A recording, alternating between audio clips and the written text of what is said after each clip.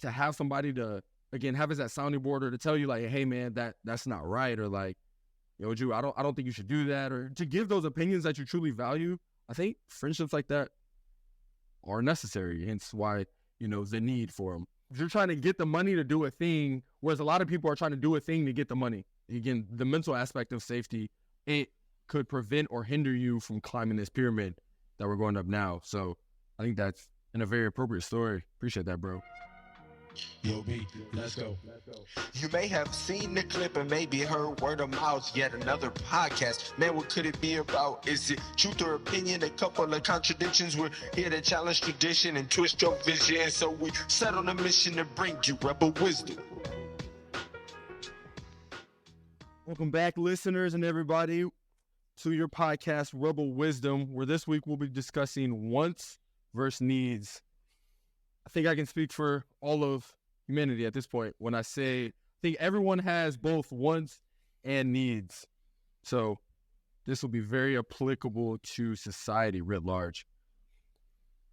All right, B, let's dive into it. So we got wants and needs. I think right now we live in it feels like it's very opinionated. Feels like we live in a very want-saturated society. You and I have discussed before, you see a lot of people publicizing or kind of showing off things that they have on these social media platforms, or even posting about things that they want or desire or trying to attain too. But I think it's interesting to dissect in this culture or especially America, right? Things are highly accessible and, in my opinion, in abundance in some areas. Let's distinguish between, in various arenas, what we actually need. So I guess if you don't have any opening thoughts on the topic, I'm going to just dive straight into Maslow's hierarchy of needs. I think that's going to be a great starting point for conversation. But do you have any opening thoughts on the topic?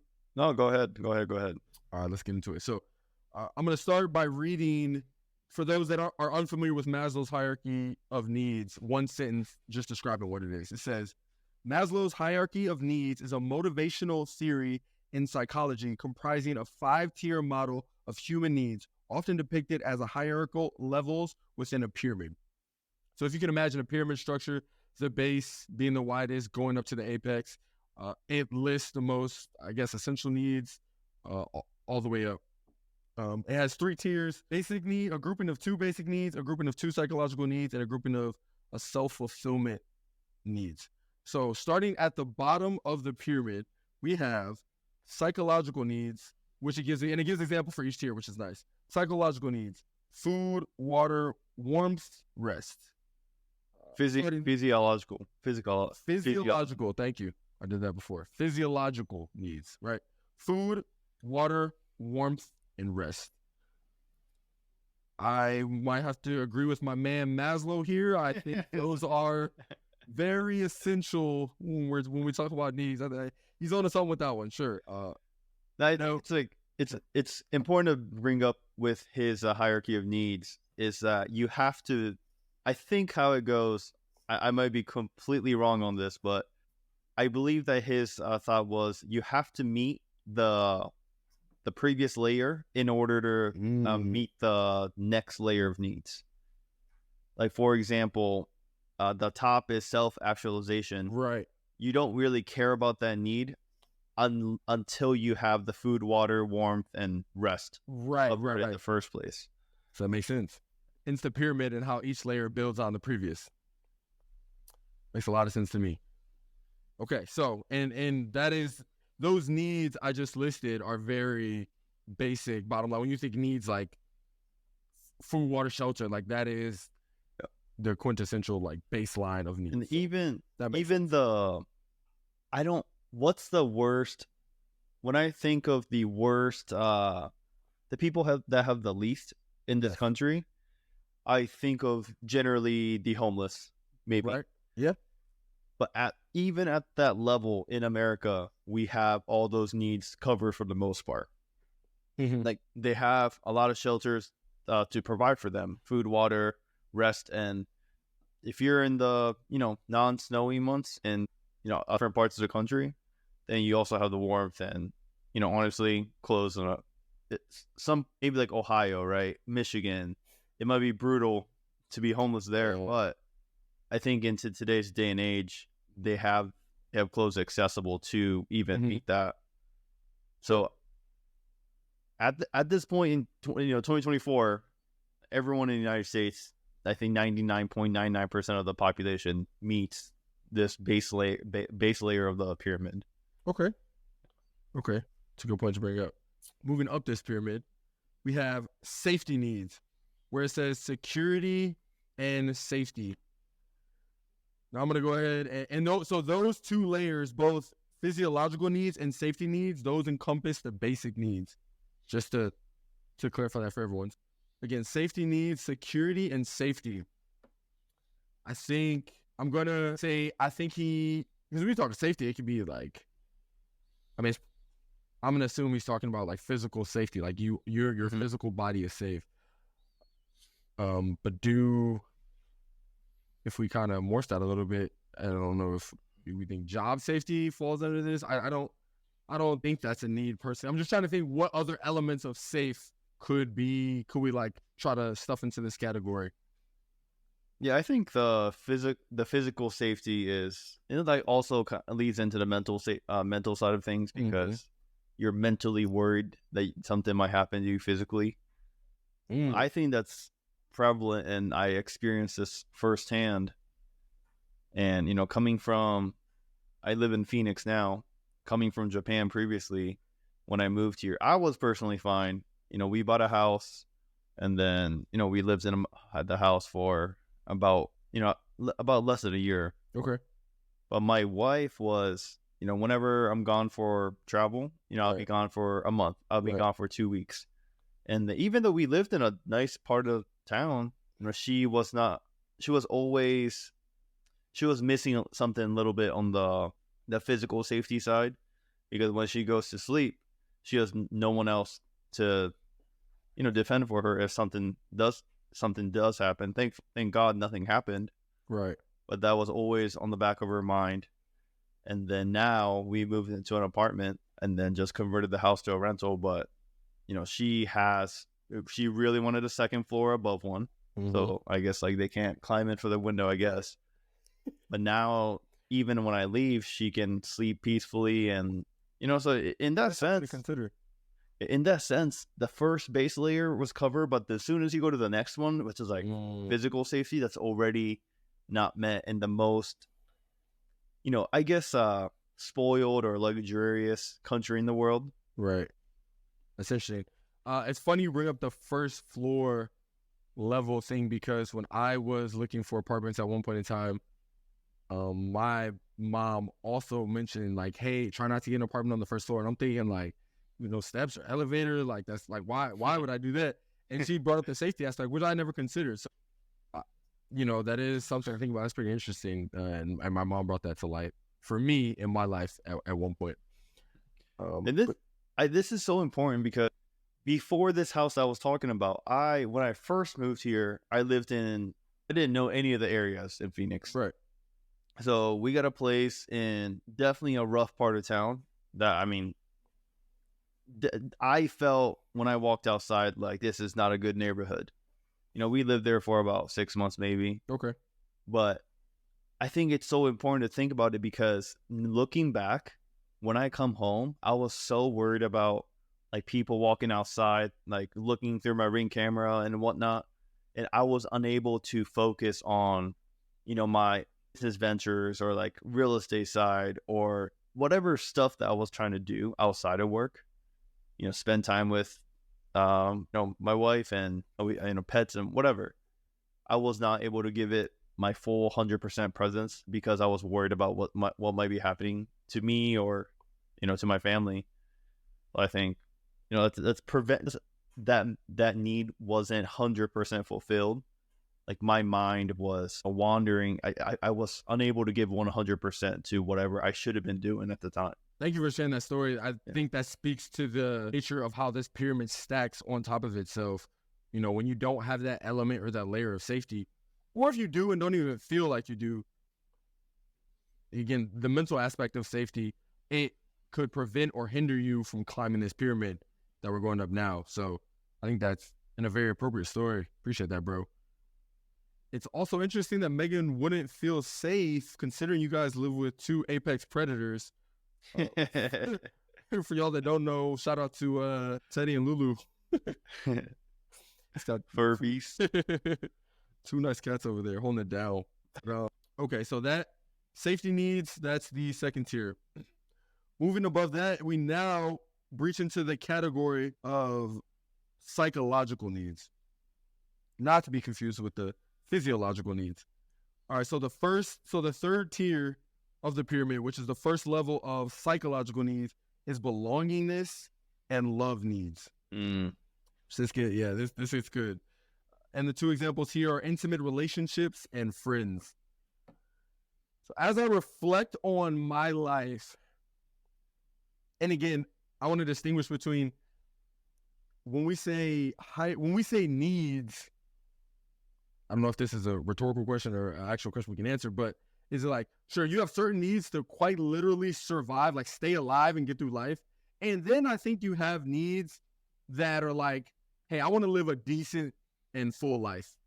I think these are more so those needs to live a decent and full life, this pyramid that we're talking now, because to quite literally survive, you can pretty much cut it off at that base tier we talked about with that's summed up in the food, water, and shelter, right? So I think I just want to make note that I believe these needs are to live like a decent in a fulfilling life. So as he says, belongingness and love needs, intimate relationships, and friends. Friends, I have a very, a strong appreciation for friends, as I'm sure with anybody with friends would. But I've been extremely fortunate and blessed. I can't emphasize it enough on the friends that have been placed in my life. I have a core group of high school friends, 5 of them, that I keep in touch with today, that have kind of drove my decisions, in the high school area high school phase of my life. Never really got in trouble. Was super dedicated to academics and sports. And they're the people I kept around me, great people to hang out with. They've grown to be great people today, which is why, honestly, brothers and sisters today, and certainly hold a small part of who I am. And like I said, that shaped my whole younger portion of my life. You can go into that. So I'll categorize my grouping of friends in 3 phases of my life. So that's the high school phase, the college phase, strong group of friends there as well. Also talk to them daily, mostly via group chat. There's 13 of us, so it's a lot going on there. But we bounce ideas off of each other daily, shared news. A lot of them are, within the last 2 years, have gotten married and had a first or second kid. So there's using each other as sounding boards for these things that we're navigating in life that none of us have done before, but we can share first-time experiences, or if the other person has done it, you're just using these people to foster growth. And it's nice because they know you for who you truly are and kind of appreciate you. This is not an associate at work or somebody you brush shoulders with on the street. These are people that have intimately got to know you over time. So I think to have somebody to, again, have as that sounding board, or to tell you hey man, that's not right, or yo, Drew, I don't think you should do that, or to give those opinions that you truly value. I think friendships like that are necessary, hence why, the need for them. And then lastly, I'll categorize it to post-college, when I've entered the workforce, which for me has only been military thus far, in the surface Navy as an officer. My friends that I've gotten since 2017 till now, I'm still in. And there's been a few less of those, but to include yourself, again, I'm talking brothers and sisters, only blood can make us closer, essentially. And for us personally, right, we know how many things we bounce off each other in different topics we talk about on a weekly basis. And I just couldn't imagine now having these people in my life. I couldn't imagine, nor do I want to imagine, not having them in my life. And again, it's more than just good times and laughs, which we've had plenty of and hope to continue having those. But it's literally forming stances on things, fostering mindsets, how to navigate challenging situations, all of these things that you can share, and you have these people to bounce off each other. My dad is big on community, and he often refers to my village, because again, I have a bunch of uncles and aunts, as I refer to, that aren't really blood, but that were just integral in my life the entire time. So I couldn't be more blessed. And I mean, again, to survive, and could you make it through life and have a decent life without these things? Absolutely. Do I think these things help you get there, help your chances, and increase the quality of your life? Also, absolutely. I think they coexist. So that's my take on the intimate relationships and friends, as Maslow puts it. I think, as humans are a very, community-based species. So I think definitely the friends and family side of it, the connection is, it's like one step is to have that connection is like the belongingness. That's why, you hear a lot of, the belongingness is so, I think it's so unique and it's so interesting because, there's a lot of prior interviews that's been conducted where, the person that may be following a leader that's in charge of a very evil, corrupt organization, but because he or she provides a sense of belongingness to the people around them, even though they see that, they kind of, they kind of see past that, and then they just want that sense of belonging and sense of community. And I really do truly feel that even, like high schoolers, people, like they know that they shouldn't be doing something, but because friends are doing it, they'll most likely do it, whether it's good or bad or peer pressure, but they still do it. 100%. So I think that's like the first level is that belongingness, the friends, and then the second part of that relationship is what you talked about is, meeting that just a friend to connect with is like one level, and the next level is to step up and bounce ideas and try to elevate you to the next level. Yes. As long as you're good with, as long as that's a double-edged sword, because they could also elevate you to the next level, but they could also try to bring you down to their level if you hang around with the wrong people. Right. Yeah. To speak to your need of people being a people of community, I think we're very social creatures.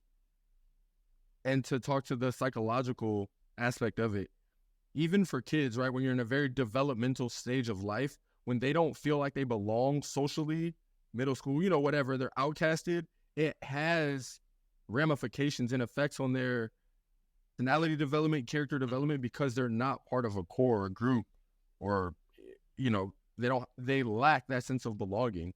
So that also kind of speaks to the need of this belongingness and love for our development. It's just kind of in our DNA, given by the type of creatures that we are.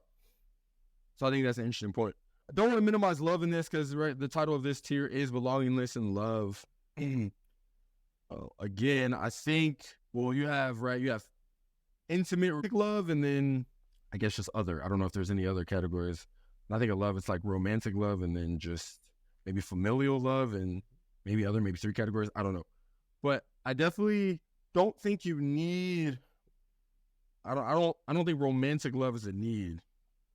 I certainly want it, but I'm trying to think. I think love is an extreme emotion, very nuanced. So I can't minimize love into like a sentence or two, whatever. But I mean, most of us at this point have experienced some type of love, whether friend, family, or romance.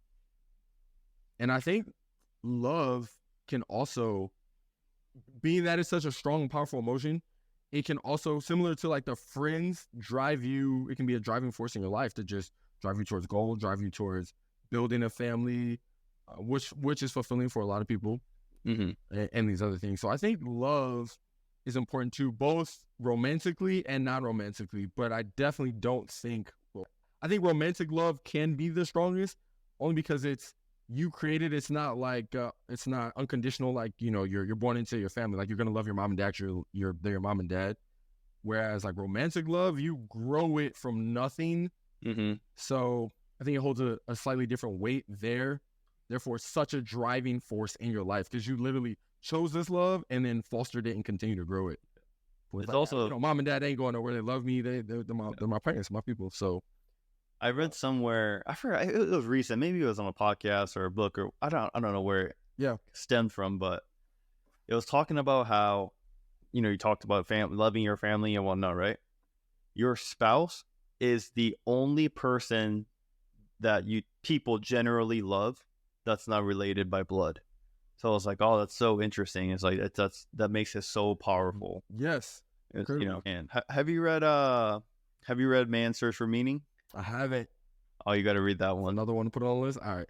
Yeah. So it's well, I don't know. I guess I'm definitely spoiling, but it's like a nonfiction, So I don't know if the spoil. Okay. I don't know. Anyway, so Viktor Frankl, he was a Holocaust survivor. Yeah. And then he was like one of the OG ones to go. Okay. And then basically he went through crazy lifestyle where maybe the first 2 layers of the hierarchy of needs, it was borderline met. Probably, because he survived, right? So that's why I say borderline. Okay. But he talks about how, this is what I took away from the book. He talks at the end about how he made, like, his thought of, one day being able to reunite with his wife. Yes. Was one of the biggest motivators to just keep pushing and keep pushing and keep pushing. How crazy is that? And the crazy thing is the wife was killed off like right away. He didn't know that, right? But it's so crazy. Holocaust is probably one of the worst things that ever happened in human history. And the fact that someone was able to survive that just because of, a thought. Yeah, basically a thought. Yeah, I think it's so amazing, and really puts it into perspective. How people view and prioritize certain things can result to different outcomes. Definitely. Okay. There's something you said at the beginning of all that made me think of something. Like, I lost my thought. I'm gonna keep it pushing though. Okay. So next up, above belongingness and love needs, but still within the psychological needs, we have esteem needs. So that's basically prestige and feeling of accomplishment.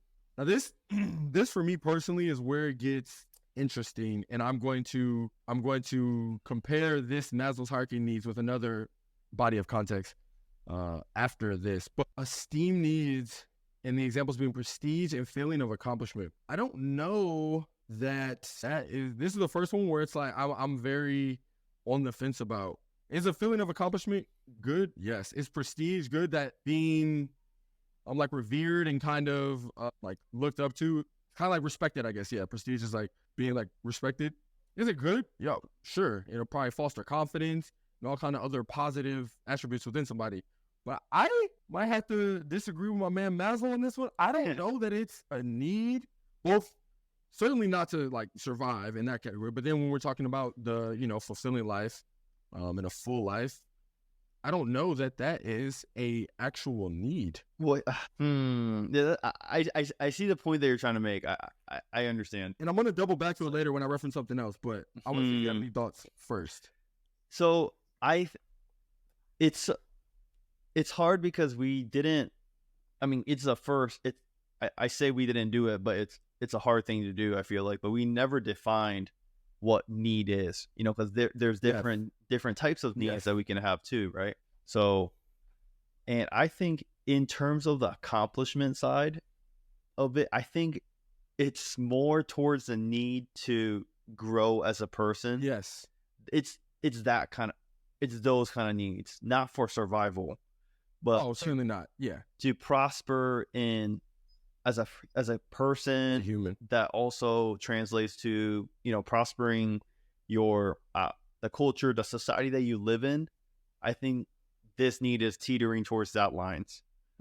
And when you put it like that, I think is definitely required. It's definitely a need to have sense of accomplishment, because at that point, if no one had a sense of accomplishment, they would get food, water, shelter, and rest to survive, right? They'll have a community, they'll be married, have kids, and life will be over. It'll be right. I don't know, just chilling and watching Netflix for the rest of. That's not a life to live. And I think you mentioned in the beginning, it's it could also refer to You said it. You said it good. It was to. What did you say?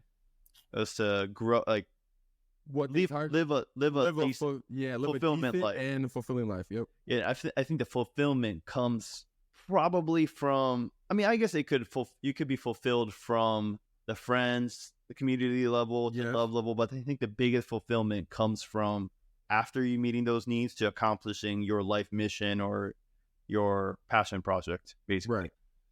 Okay. Yes, I would like. Okay, that's good. So I'm gonna make a distinct difference, yeah, between prestige and feeling of accomplishment, right? Like prestige being that being respected, and feeling of accomplishment is just again the emotion getting when you complete something or do something successfully. I could see how, right? It would be very hard to navigate life and live a decent life, especially a fulfilling one, if you never got the feeling of accomplishment. You would just feel like you're living a series of failures. It would be super hard to persist through that. Like most people would give up at some point, keep going. But once you're hitting these wickets, you're like, okay, that worked. Let me build on that. Okay, that worked. I'm gonna keep doing that. And you get that feeling continually. You're right. It does drive you towards that. Certainly the sense of fulfillment. Prestige, which is, basically being respected, is interesting because again, although that would help you, maybe I would have felt better if he left it at feeling of accomplishment. Again, I think you could maybe get there faster with prestige, having a following or whatnot. If you're not respected necessarily, that certainly won't stop you. I think there was an Einstein quote. I think it's Einstein, and it certainly isn't verbatim, but he said something to the effect of, the only difference between someone that's crazy or genius is their number of followers. Like, you have an idea, you're like, oh, this dude's crazy. Oh, This dude's crazy. Okay, Year goes by, this dude has this lofty idea, oh, this dude's crazy. Now 5 people are like, no, this dude's onto something. And they're like, okay, he's a little crazy, but like, he amasses a following, 50,000 people. Everybody's like, no, he's onto it. Now this dude's a genius. Same idea. Yeah, okay. So in that logic, sure, it would help to be like respected, but like you still have the idea. Like, you can still run with that. You can still, and again, it may make your path harder, I guess. But when we're talking about needs, and sure, we didn't define needs. Whether it's something that makes your path hard or easy, it's still not a need. When it makes your path impossible, then it's a need because you need it to move forward. So that's why I'm like, prestige is certainly helpful, but yeah, it definitely teeters a line. Yeah, of need versus want, and I'm looking back a lot of great historical ancient leaders, and I've kind of popped in my head where they've obviously met the first 3 layers of the need. Then typically all those great people, they were conquerors, right? They wanted the prestige of conquering more land and having that. I don't know. I guess that's how people, especially in men, right? They want that power. They want that greatness. Power is a good word. Yeah. Yes. So I definitely lean towards prestige as a want, because that's you could still be great without the prestige side of it. And a lot of ancient philosophers, like especially like the Greek philosophers, they do a great job of, they were obviously prestigious, but then I feel like they didn't have the need to be prestigious from viewpoints of others, Interesting. I think a lot of historical figures did almost chase power. And I'm glad you entered that word into the conversation, because I think when talking about prestige, respect and power, 2 words definitely come to mind. Matter of fact, we'll do you one better. Let's look up. I'm curious now to see exactly how prestige is defined. So according to New Oxford American Dictionary, prestige, widespread respect and admiration felt for someone or something on the basis of a perception of their achievements or quality. So yeah, respect, admiration. I kind of like power. Just rubbing ego, stroking. Yeah, you know what I mean? Yeah, exactly. Yeah. And yeah, you said that. You said that pretty well. So yeah, as we get up the pyramid, it gets a little bit more dicey. But again, that's what I mean. I mean, the hard needs, which we said, the basic needs. That's why it's easy to quantify, or not quantify, but to pull out what the basic needs are. Certainly gets more interesting as we go up. All right, so the last category, which is self-fulfillment needs is self-actualization. And this is achieving one's full potential, including creative activities. That's like Buddha. That's like Buddha level. Yeah. Like the enlightened one. Achieving enlightenment, achieving one's full potential, including creative activities. So this kind of helps to find, at least for me, frame the whole needs, because if the top is achieving full potential, now it's kind of like, okay, these needs, like what needs you need to achieve full potential? Like it tells us like what we're working towards. So I see in this regard, as long as you met all the previous layers of a need, now you have the capacity to become 100%, because there's literally no other distraction.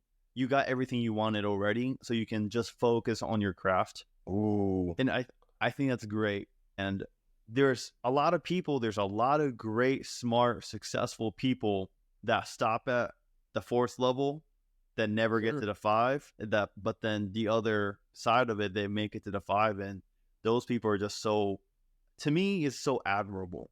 You know, I'm thinking of, this is like an over the top example, but like Mother Teresa, a Gandhi type of people, right?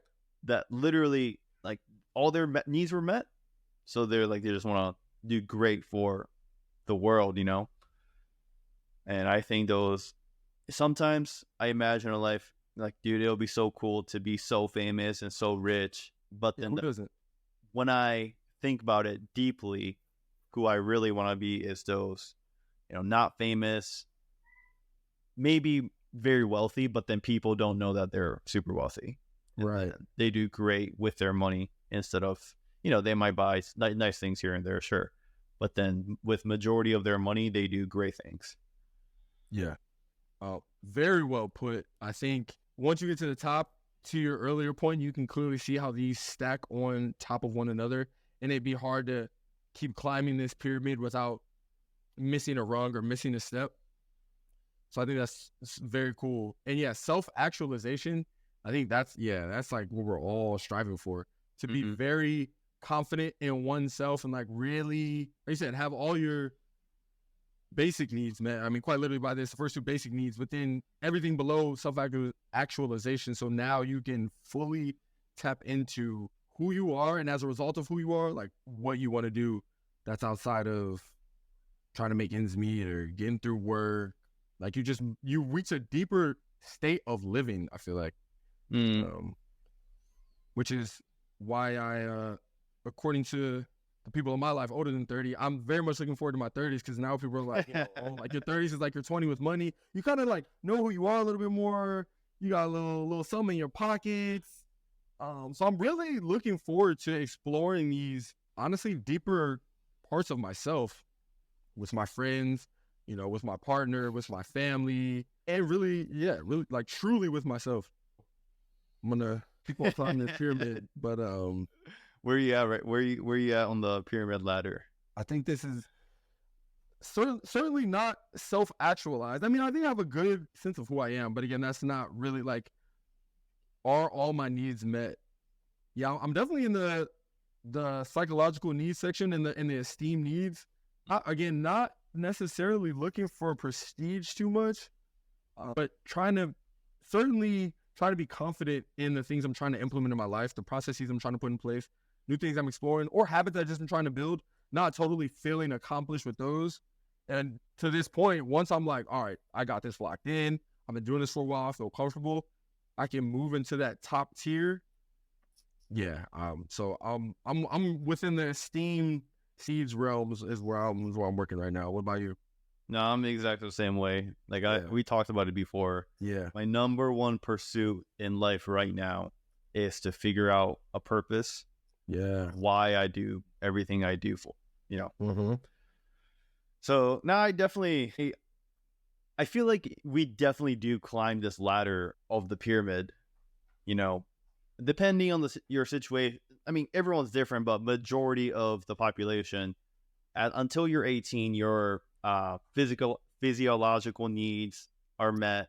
Yeah. Majority of your safety needs are met. Right. And as soon as you become on your own, like for me, example, I was like 1 foot out, 1 foot in kind of thing during college. 'Cause, my Okay. parents were still helping me out some here and there, Yeah. but that was kind of on my own. But then as soon as I hit 22, I graduated. It was like, now I got to make sure I'm getting a paycheck so I can cover my food, Okay. Right. which, food and water. And like, I achieved that pretty quickly. Right. Mm-hmm. But then from there, you're starting a new career. Like you moved away from your college or the place that you were comfortable at. And now I went to my first ship, trying to connect with people, trying to Yeah. be a part of something. Oh yeah, for sure. And then somewhere along the way, I'm trying to, date people just to meet a lot of people, and Right. eventually get married. And now Right. at this point, so I don't know. Maslow, like, it sounds so simple when you hear the ideas, Yeah. but the fact that he came up with it was like, hey, this is like all. Like, I think there's more to it. Yeah. Certainly. Yeah. Yeah. Very layered. Yeah, it's like when I was in 7th grade or 6th grade or whatever, when I first heard the Pythagorean theorem. Yeah. But like. I was like, Throwback. I literally thought of this guy. I was like, how is this guy so famous? It's like, it's like such a simple concept of like, a squared plus b squared equals c squared, right? Right. Not until I got into like Calc 2 or whatever, all this new Pythagorean like stuff that I was like, yo, this guy was a freaking genius. I was like, but I think it sounds simple, but I think this Maslow's hierarchy of needs very well put and very applicable to today. Yeah. And the people, I do want to bring this up. People in, I don't know, maybe they have done it for, history, but I think we see it more now. It's emphasized more just because of social media. Mm-hmm. But people try to flex at each level of the pyramid, right? Ooh. Like physiological needs: food, water, warmth, and rest. They definitely flex about food and Oh yeah. the type of vacations Yep. they get. I guess rest is kind of weird because like they try to flex that they don't get any sleep or whatever. That's Right, almost the opposite. How little sleep. Yeah. They get. Yeah. And then they go into the safety side, and then safety, I feel, is like, I can tie in financial safety. Yep. I think in today's day and age, a lot of money related things tie into safety. People definitely flex about money. People definitely flex about where they live. And then now going into relationships and friends, they always brag about like, oh, I'm part of this group. This is who I hang out with. I like, oh, I know this person. Like, look at my wife, look at my girlfriend, look at the girl that I hooked up with last week. And, everyone tries to flex on that. And then also, feeling of accomplishments. That's pretty much all social media, right? Yeah. I did this, I did that. I was like, oh, cool. Right. So even though people are at different stages of where they are in terms of their needs, it's interesting that as a society of the United States, like what you brought up in the first couple of minutes, like everything's so abundant in this country. Yeah. Is at this point everyone's just trying to flex at whatever they can, and a lot of the flex kind of ties into this like need. It almost dilutes what your needs are. Like, there's so much just stuff existing everywhere. You kind of forget, like, yo, what do I actually like? What are the core principles or things that I need? Mm-hmm. Look at people that, I'm not saying I used to be, in high school, college, I was all about like the hype beast clothing, like all the expensive, like streetwear, whatever. I literally could not care like anything about it now, but that's like a sense of accomplishment flex. Where it's like, oh, like I can do this, whereas people can't. This is like rich people stuff, even though you're not rich. Yeah. It's very interesting and very prevalent in today's day and age. Right. It's very much I think a status kind of driven society, and people are achieving those. People are looking to achieve that status or the image of that status, which, if you kind of look at this, I guess it kind of relates, like a certain status of people you would think, man, actually, I'm going to retract that. I was going to say a certain status of people usually have most of these things, but that's absolutely not the case. It just again, society at large thinks this status of people has these things, but they definitely don't. I think it's interesting how you highlighted how people want to flex things so often digitally online. And it's this outward portrayal, this external, look what I have, look what I've got, look what I've done. But really, after the basic needs, you get to the belongingness and love, esteem needs, and self-actualization, it becomes highly internal. Like those things are very much like you have to figure out within yourself, and there are emotions or feelings within you that allow you to get this decent life and this sense of fulfillment. Security and safety, that's like pretty tangible. So it's food, water, warmth, and rest, kind of. But those are all things, the basic needs, those that which I just named are all things that money can buy.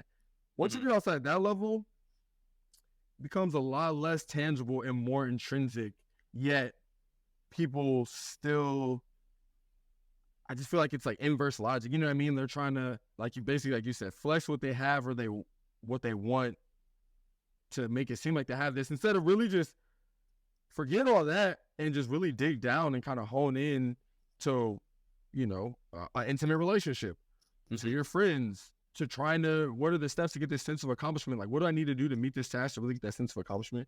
So, and I'm not perfect. Like, I definitely don't know anything and probably fall victim a little bit in some of these areas. But yeah, I think America has so much that it almost, like, basically, like I said, it shadows these Maslow's needs, which, I mean, these aren't like absolutes, but I think it's a good reference system to go off of.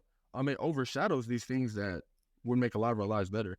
Now, it's interesting if you contrast this with like foreign countries, some of the things way lower on this pyramid, or it's way harder for them to get in thinking about that. But you can still argue, and I would love to go. That's one reason I love traveling, just immersing in other cultures and seeing how they live.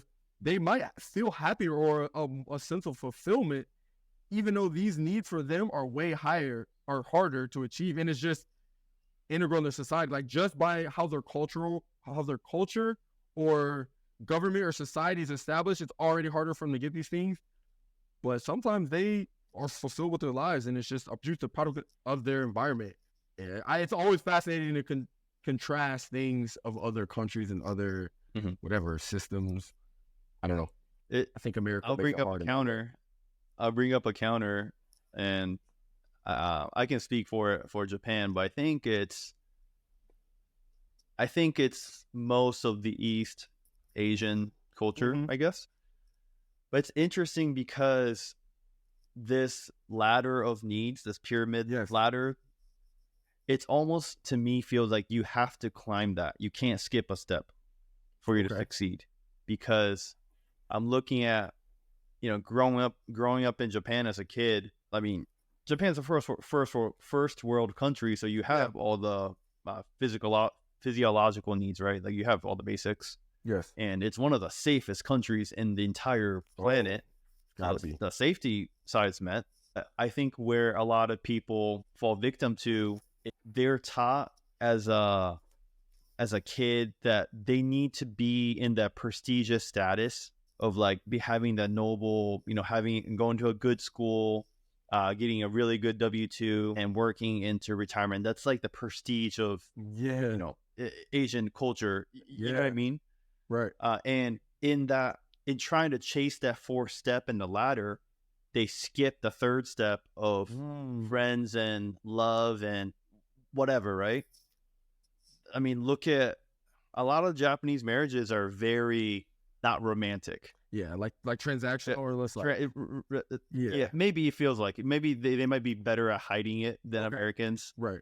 But then from what I know as well, that is definitely more true than the romantic relationship you would imagine here. Okay.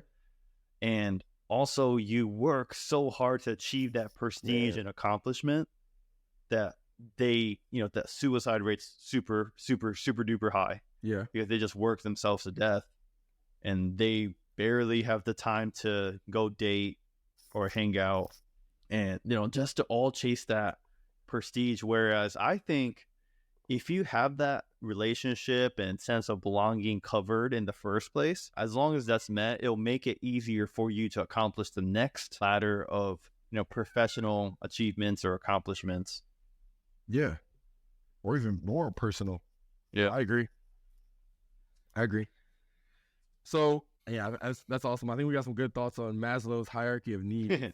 I want to contrast this with a reading, and I would like to end this when we get there with what are some things that are wants nowadays that people think are needs, but they're really probably just wants.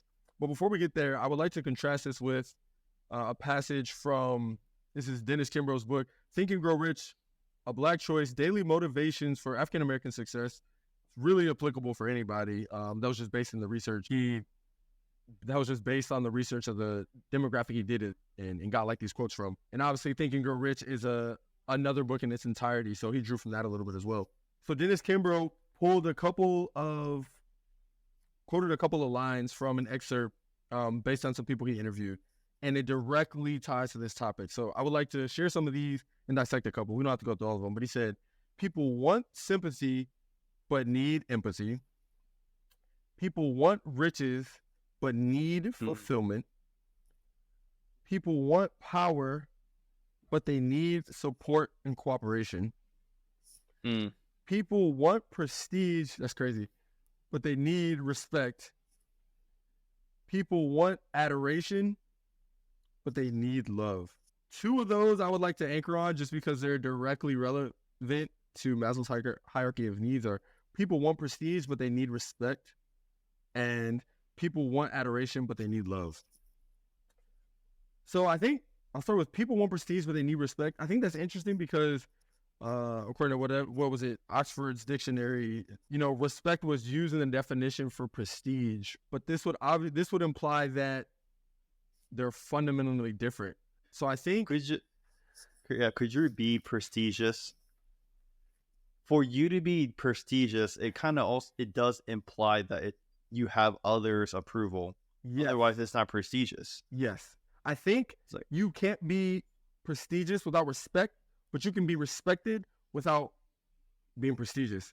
Yeah. So now the natural question would be like, what's the differentiating factor? Which I don't know, but you said power. I think there's some element of like status or power with prestige, where if you're respected, you don't necessarily have that. You're just, I guess, like, you're kind of acknowledged as good or probably more than sufficient in whatever the category is. Like if you're a respected CEO, yeah, you have power because you're CEO. Often the people probably respect you because you know what the company's about. You know what it takes. Like you don't have to be a big alpha personality over the top, like the bravado. Like you could be, I won't say like low key and be respected, but like I feel like prestigious has a air of, I don't know, like just a big platform. I'm not sure, but I thought that was interesting how, I guess, just pulling out respect is the fundamental piece there. And I'm trying to think in the hierarchy, which we just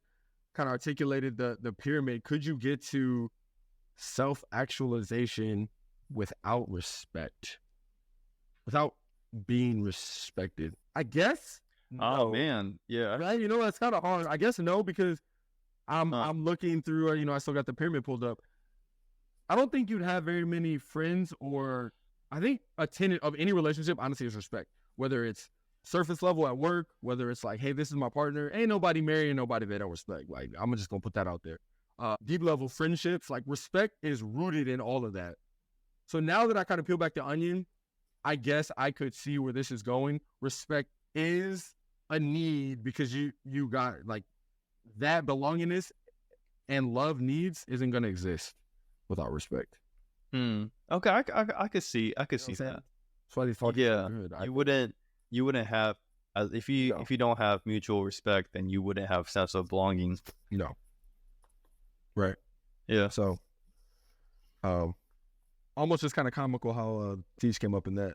But another interesting one: people want adoration, but they need love. I think this is a good one, and it also doubles down on what Maslow was saying with the needing love. But I like how he says wants adoration because people do. They want to be adored. They want to be liked. They want to be, gassed up. Everybody wants to be the cool kid.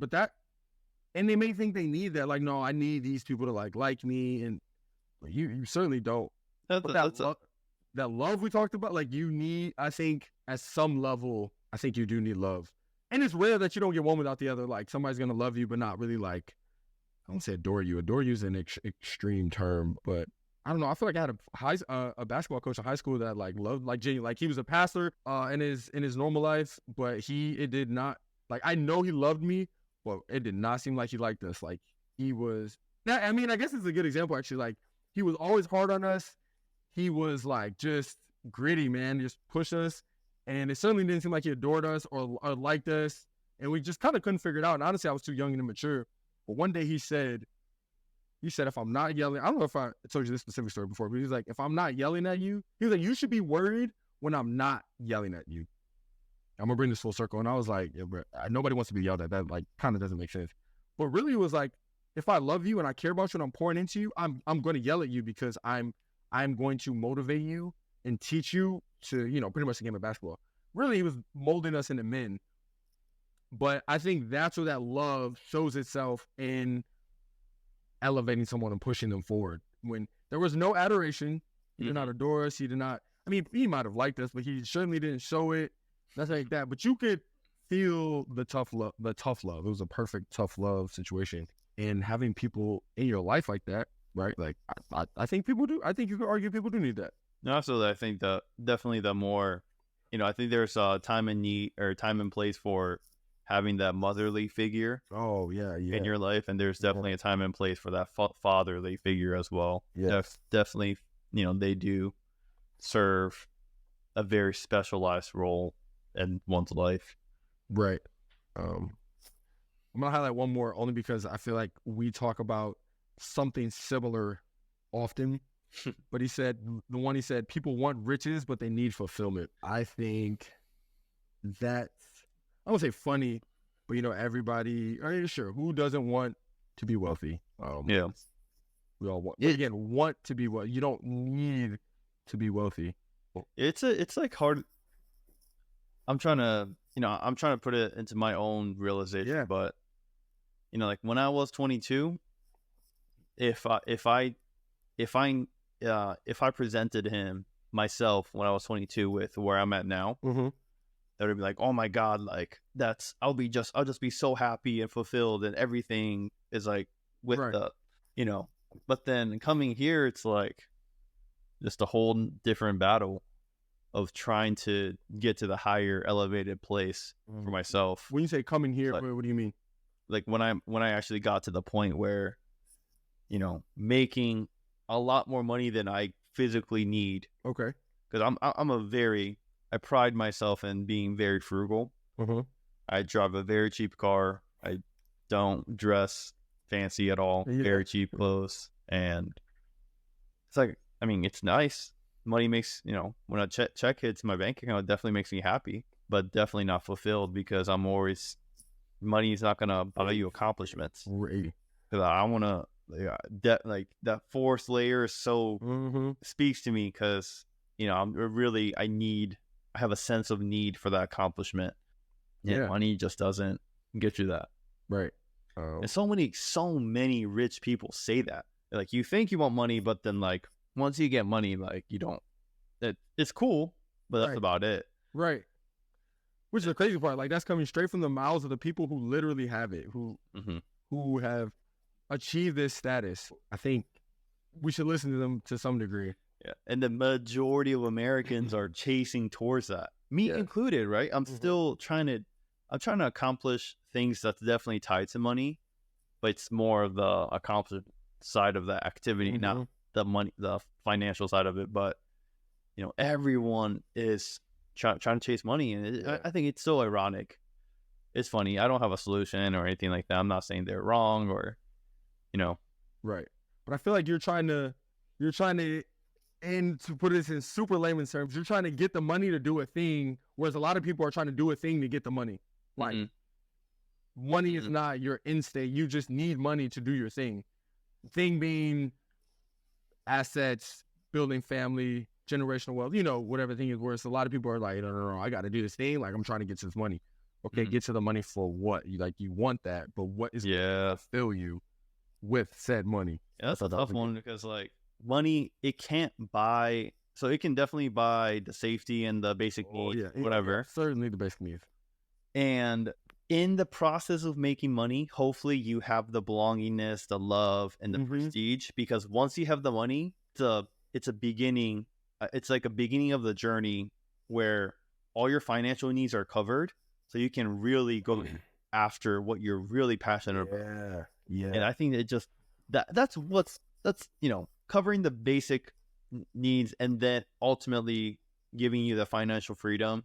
The freedom, money is freedom at the end of the day. Ooh. But people really equate financial freedom as like the end state, where it should be looked at more as like a beginning state. Because I mean, well, you're gonna hit. I mean, some people hit financial freedom and they just chill for rest of their life until they die. Yeah, which that's not fulfillment. Maybe. I mean, it might be to them. Right. But then not. I don't think too many people talk about financial freedom being the beginning of the new journey. That you don't have to worry about money. I almost started clapping. You preaching, my brother. That's good. Well said. I couldn't have said it better myself. Yeah, I would like to highlight the fact that money is a common thread woven through many things in society, which is why it comes up in our conversations often. And in this one particularly, let's be very clear: you need money to get the basic needs. Like, I don't care how you spend it, but it's almost like a threshold. Once you hit that threshold, to your point, it almost becomes a beginning, allowing you to do the other things, especially when you get the financial freedom, which I'm pretty much reiterating what you said, to really dive into the belongingness, your love, like, your friendship, the esteem needs, and then self-actualization. You do need to first cross a threshold that does require money. And then I'll be honest that you're right. That you could say it's kind of unfortunate or it kind of sucks. Like, there's some level of money needed, but we all know that. So like, don't disregard it. Like, you can implement steps to like go get the money. But yeah, there is some level of money needed even in these Maslow's hierarchy of needs. Although, as I said before, I think once you go up the pyramid, it becomes more intrinsic and requiring less money. What's the biggest confusion between wants and needs that you see on a daily basis? The biggest confusion between wants and needs, and this is what I kind of want to get into. Let's what do we think is just mixed up in society, or what do we observe? Biggest. State the question again. You said, what is the biggest thing that I see that people think are wants but are wants? Yeah, something like that. I'm trying to sit on it. The one thing that popped in my head is, was a nice car, a nice vehicle. But then if I reduce that down to just a vehicle, like, is a vehicle a need? I mean, you have to be in a certain area, right? Like, some places, it's kind of a need. I think transportation, I think, is a need.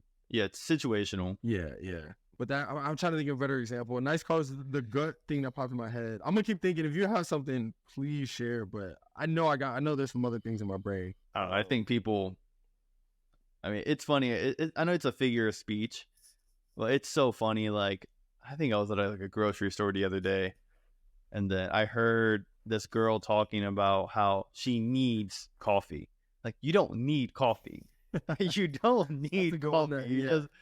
I know it was over exaggeration. Yeah. That what she meant to say was, I would like some coffee. No, that's good. No, it's good. It's fun, and that's just, it's kind of getting away from the point, because it's more of a language and communication. Yeah. Different ways to portray a message. Mm-hmm. But then it's like, and then they'll be like, you saved 78 cents from buying this, whatever. Like, you saved my life. Like, no, she didn't. She did not save your life. It's like, I think I just always find those funny. No, that's good. I think I'm going to generalize it to just new stuff. Like, people are like, oh, dude, I need a new phone. I mean, you don't. If your phone, at this point, honestly, can like call and text. Yeah, it's a need. You don't need a new phone. Yeah. And I don't want this to become a pitch for minimalism.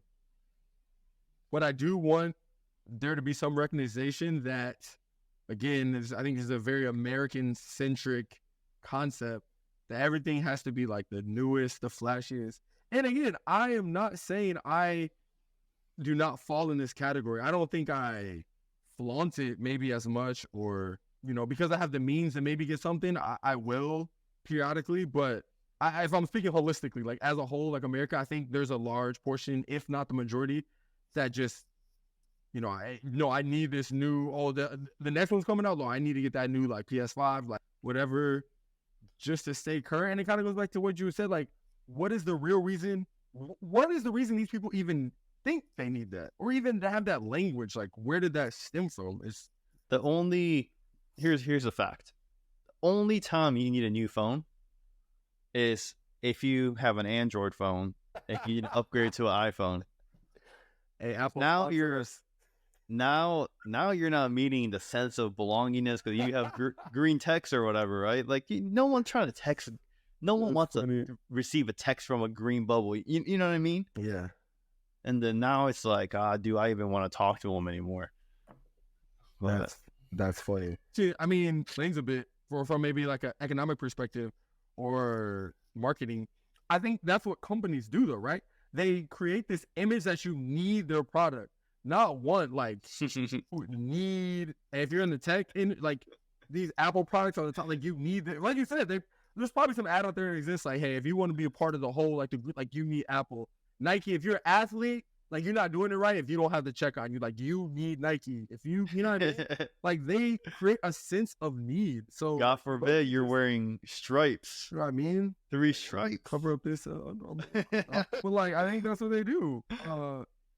And I mean, it's a good strategy because that mindset is, it's deep. It is. Yeah. It is almost like a cult. You know, Apple's like a cult. Sure. Like, oh, what? Like you know, like Nike. That's like such a good example.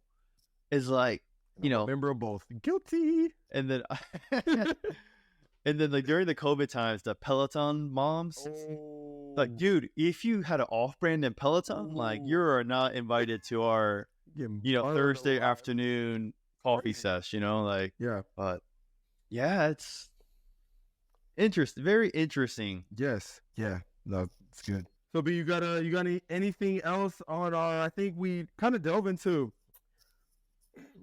really just the perceived, I guess the confusion of wants and needs.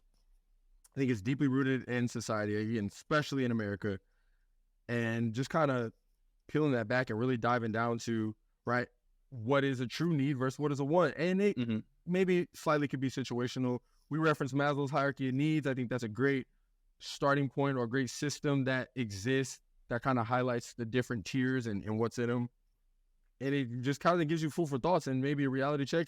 I'm certainly going to brew on this topic a little bit more and kind of have that self-conversation. Like, I think it's always good to periodically like reset and like, I don't know, maybe like a once a year gathering, like, how's the year going? Okay, like what do I still need this year? Just to kind of like reset. So this was a great discussion for me, as it always is, but kind of do some self-reflecting and kind of highlight our observations in society regarding wants and needs. Do you got any closing thoughts or anything else you've noticed or seen you might want to throw out there to the people? No, I think you summed it up well. It's like, we're trying to rebel against the whole wants versus needs ideology, but then in doing so, I think we covered a lot of like good actual needs and trying to elevate yourself. Yeah, for sure. That's beautiful. Well, that's all we got on our end. Hey, thank y'all for joining us this week. It was great as always. Good discussion on wants versus needs. We will catch you next week. Thank you.